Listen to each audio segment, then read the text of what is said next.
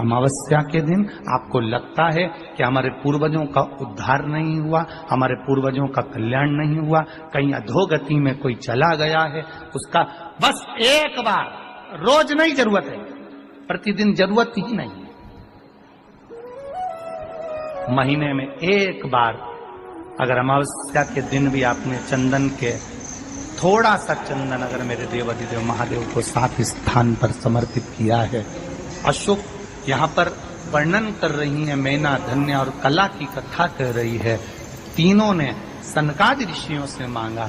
चंदन भगवान को अति प्रिय होता है और चंदन ही एक ऐसा होता है जो पितरों को भी प्रिय होता है, जिसका स्पर्श मात्र लगने से पूर्वजों का कल्याण हो जाता है। वो चंदन का 7 स्थान शिवलिंग के बताए हैं, जहां पर भूल से भी अगर कोई चंदन की उंगलियां लगा देता है, 7 स्थान ऐसे हैं जहां चंदन की मात्र उंगलियां लगा देने से ही शिव पितृलोक के पितरों को मुक्ति प्रदान करके वैकुंठ लोक का निवास दे देते हैं। 7 स्थान।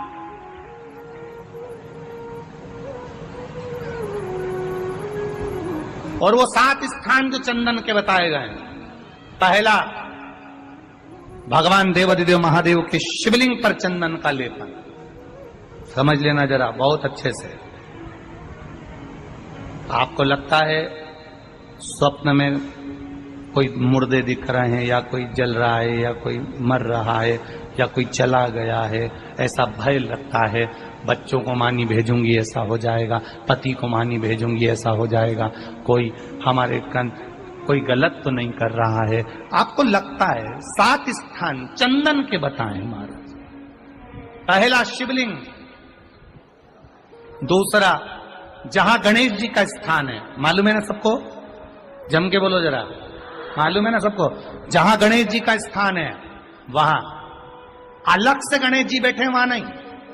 शिवलिंग में जलाधारी के ठीक सामने राइट में गणेश, लेफ्ट में कार्तिकेय, बीच में अशोक सुंदरी।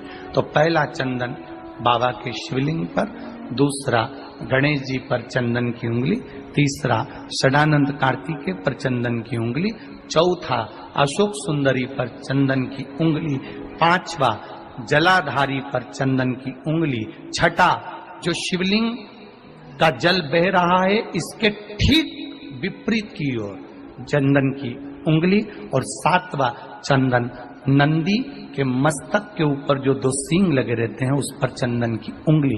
ये कब लगाई जाती है? या तो अमावस्या के दिन आपको लगता है कि हमारे पूर्वजों का उद्धार नहीं हुआ, हमारे पूर्वजों का कल्याण नहीं हुआ, कहीं अधोगति में कोई चला गया है, उसका बस एक बार, रोज नहीं जरूरत है, प्रतिदिन जरूरत ही नहीं, महीने में एक बार अगर अमावस्या के दिन भी आपने चंदन के थोड़ा सा चंदन अगर मेरे देवाधिदेव महादेव को 7 स्थान पर समर्पित किया है।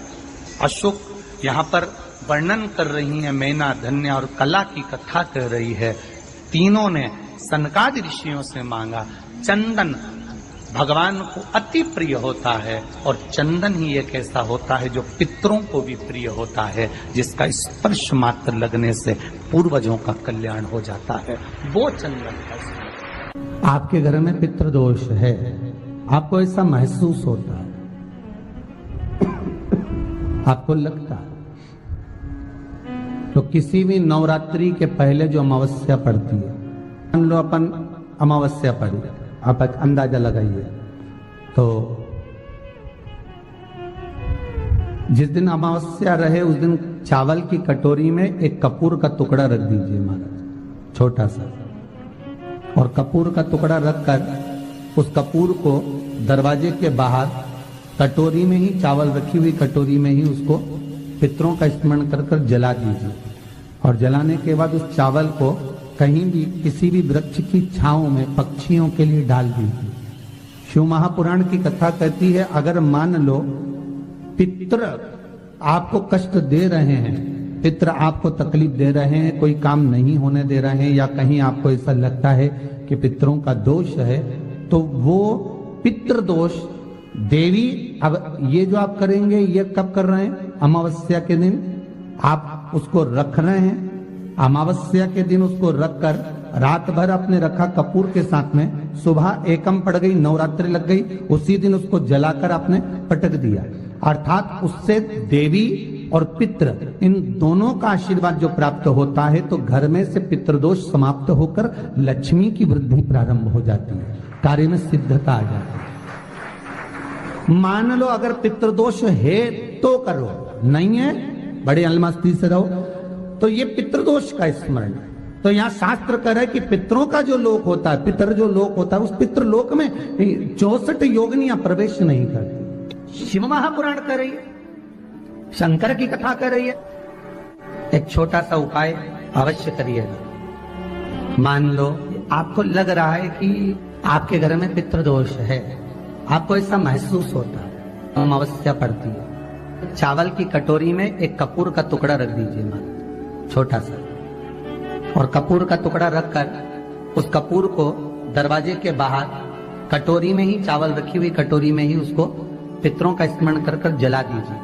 और जलाने के बाद उस चावल को कहीं भी किसी भी वृक्ष की छांव में पक्षियों के लिए डाल दीजिए। शिव महापुराण की कथा कहती है, अगर मान लो पितृ आपको कष्ट दे रहे हैं, पितृ आपको तकलीफ दे रहे हैं, कोई काम नहीं होने दे रहे हैं, या कहीं आपको ऐसा लगता है कि पितरों का दोष है, तो वो पितृदोष देवी, अब ये जो आप करेंगे ये कब कर रहे हैं? अमावस्या के दिन आप उसको रख रहे हैं। अमावस्या के दिन उसको रखकर रात भर आपने रखा कपूर के साथ में, सुबह एकम पड़ गई, उसी दिन उसको जलाकर आपने पटक दिया। अर्थात उससे देवी और पितृ इन दोनों का आशीर्वाद जो प्राप्त होता है, तो घर में से पितृदोष समाप्त होकर लक्ष्मी की वृद्धि प्रारंभ हो जाती है। अमावस्या के दिन प्रदोष काल में, प्रदोष के समय पर, प्रदोष काल में शाम के समय पर जाकर किसी भी नदी, तालाब, बावड़ी, कुआं, कहीं ना कहीं जो आपके पास में हो, वहां पर एक घी का दिया, बत्ती का मुंह दक्षिण की ओर कर कर अवश्य जलाकर आ जाना, सारे पितृ दोष समाप्त हो जाएगा। अगर नदी, तालाब, बावड़ी, कुआं नहीं है तो पीपल का वृक्ष हो या बेलपत्री का वृक्ष हो या बट का वृक्ष हो, उसके नीचे लगा दो प्रदोष काल में। पर अमावस्या के दिन, अमावस्या के दिन आपको लगता है कुछ ना कुछ तकलीफें लग रही है, तो एक पीपल का पत्ता ले लो, उसके ऊपर एक कपूर का टुकड़ा ले लो, सारे घर में घुमाकर उसको दरवाजे के बीच मध्य में जलाकर रख दीजिए, थोड़ी सी देर जला दीजिए। 20 से 25 मिनट के अंदर स्वयं गुरु बाबा कहते हैं, राम सुनो, यदि कोई आरती में, पूजन में, घर में एक कपूर का टुकड़ा आरती के बाद में जब समर्पित करेगा, तो उसको अश्वमेध यज्ञ का पुण्य प्राप्त हो जाएगा।